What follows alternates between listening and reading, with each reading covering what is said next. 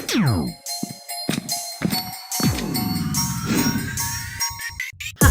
Juju. This is my old game 𝗗𝗘𝗦𝗧𝗜𝗥𝗦, and this is my new game SwordSwipe. 𝗗𝗘𝗦𝗧𝗜𝗥𝗦 is an arena brawler that was supposed to be my first commercial release, but it turns out that making multiplayer is just really difficult. And it would probably be smarter to start off with a single player game. So, let's dive in. Every good game starts with some planning. It's good to review past mistakes, come up with ideas, and generate an overarching game plan here. After creating a Google Doc and watching some helpful game dev videos, I created a new Unity project and made a bean. This isn't just any old bean, however. This is a bean with some balls. Anyways, now would probably be a good time to explain the main idea of the game. So as you can see, in 𝗗𝗘𝗦𝗧𝗜𝗥𝗑, you have the sword here that you can throw around. If I can connect another player here, you can see that you can use the sword to kill other players. I missed. There we go. Anyways, the same concept will apply here. You have a sword, the frick is that? And you have to throw it to these other enemies here. Why are the enemy squares? I don't know. And the sword will come back to the player in the epic games. Now, in order for me to program the sword, I need to learn about a unique pattern I've heard in my travels. The finite state machine.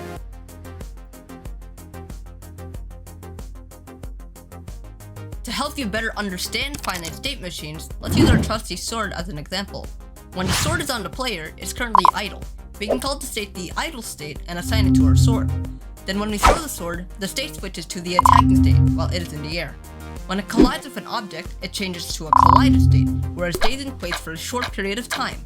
Finally, when that time runs out, it retracts, then goes back to idle. On a flowchart, this whole process looks like this. This is what an FSM is, a machine that can have any one of a finite number of states. What if, however, we decide to reward the player if he hits an enemy by skipping straight to the idle state?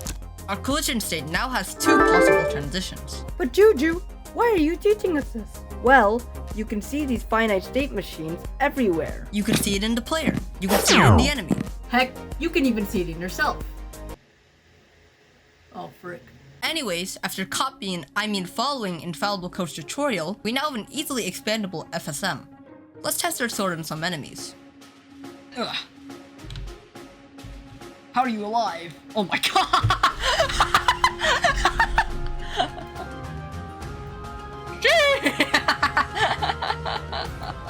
Dun dun dun dun dun dun dun dun dun. Oh, you wanna attack me? Whoa!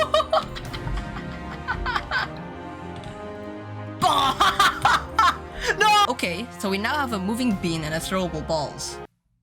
However, we have a problem with the player's movement. The player uses the RB.move position function, which moves the kinematic rigid body, which means no physics. To implement physics-based movement, I would have to switch to the RB.add_force function and recode my script.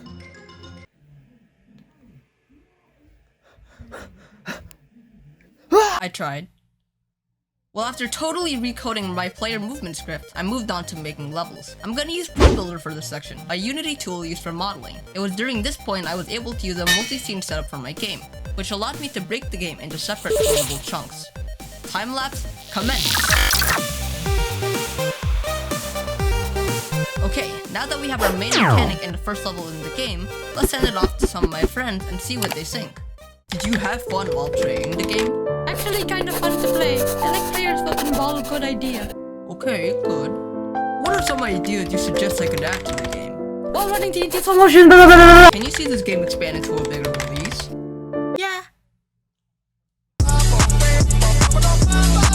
So after my friend said they liked the game, I made an actual sword. And bada bing, bada boom, it looks pretty cool. I didn't notice it here, but I put way too much boom when putting it in the game. Alongside with the sword, I made a robot. Totally original idea, some decals, props, and a level transition. I then moved on to level 2, which starts off with an epic explosion.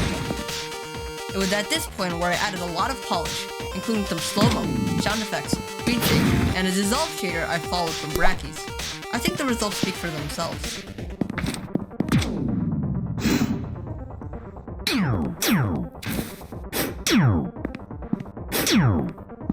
Every good game needs music. Unfortunately, I don't know how to make it, so I got on my computer, researched some free DAWs I could use, and found FL Studio. We just need to download this $200? I ended up using Waveform Free, as people said they can produce high quality music for being a completely free DAW. Anyways, I have no idea what the frick I am doing, but knew I wanted my music to have a fast-paced sci-fi vibe to it. Kind of like the trailer for 𝗗𝗘𝗦𝗧𝗜𝗥𝗦 composed by 𝗂𝗏𝗏. Here was the first track I came up with.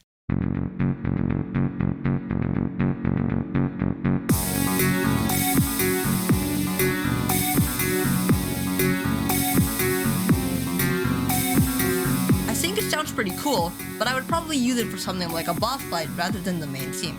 I tried again.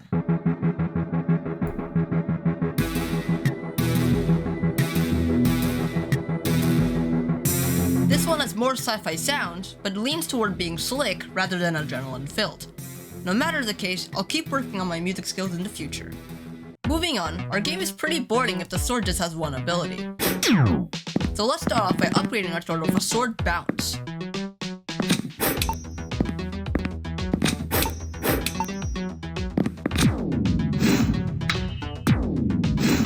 Unfortunately, I couldn't use the sword bounce because of this gap. Let's try a grappling hook.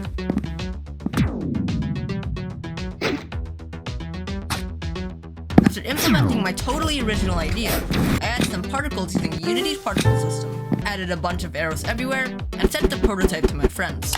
They had fun while playing it, but realized that the game looked a lot like Doerksen. I mean, literally. So for level 3, I decided to use the sword bounce ability I couldn't use earlier.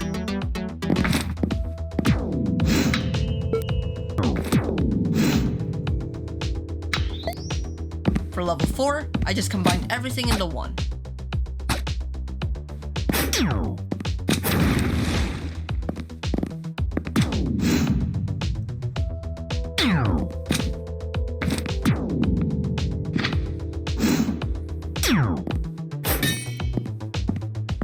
I also made the sick logo, though I don't know if the colors really match here.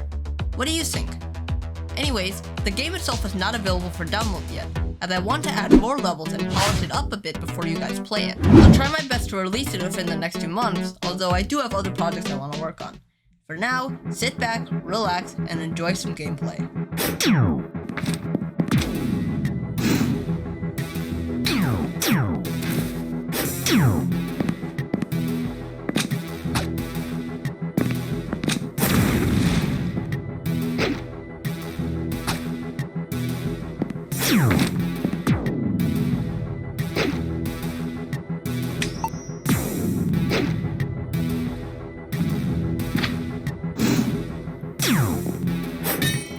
If you enjoyed this video, try watching this one where I recreated the creepypasta known as the background. Okay, bye.